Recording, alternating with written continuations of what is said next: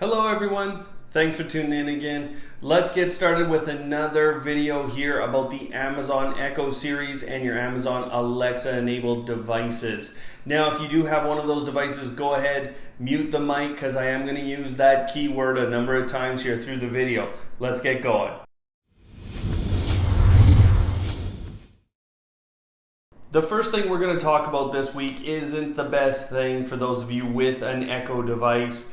Now we have a report of someone whose conversation was actually sent to one of their contacts in their Alexa list basically, and it was done without her actually requesting that. Now of course Amazon's come right out and they've investigated, they've looked at it, they've done everything possible that they can, and of course they're going to correct this in the future. But with that in mind, what I'm going to do is prepare a video that shows you how to protect your privacy as best you can right now with your Alexa enabled device and your Echo series of devices. So stay tuned to the channel for that. Amazon has proved something that I wasn't too sure how this was going because I haven't made a lot of purchases through my Echo devices. But what actually happens, and this is proven through a study now, is that people with an Echo or an Alexa enabled device will actually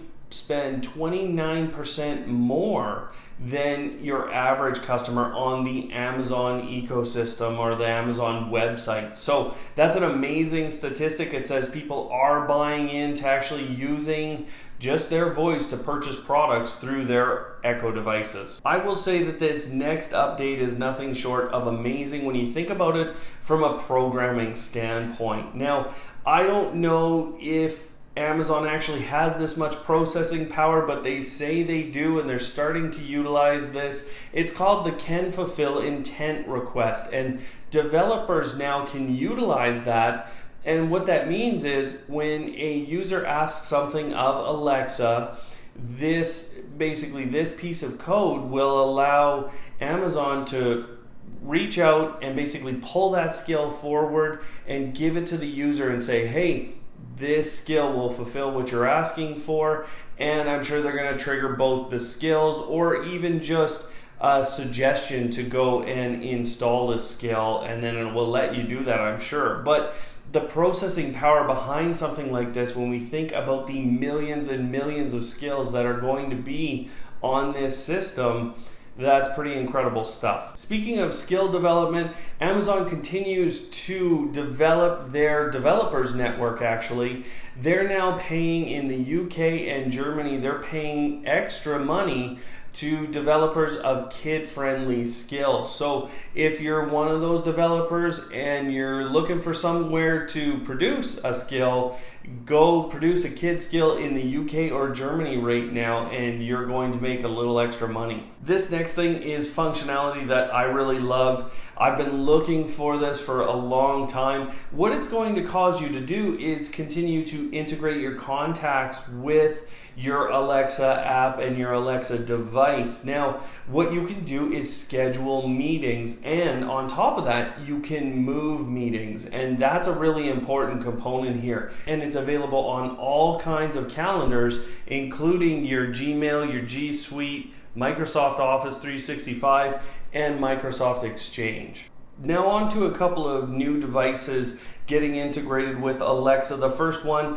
the Motiv Ring. Now, we already had some integration there, but we're getting some more. So you can actually now ask Alexa through the Motiv skill your current steps, your current calories, a number of current pieces of information. So that means your Motiv Ring is basically communicating in essentially an instantaneous fashion back to Alexa.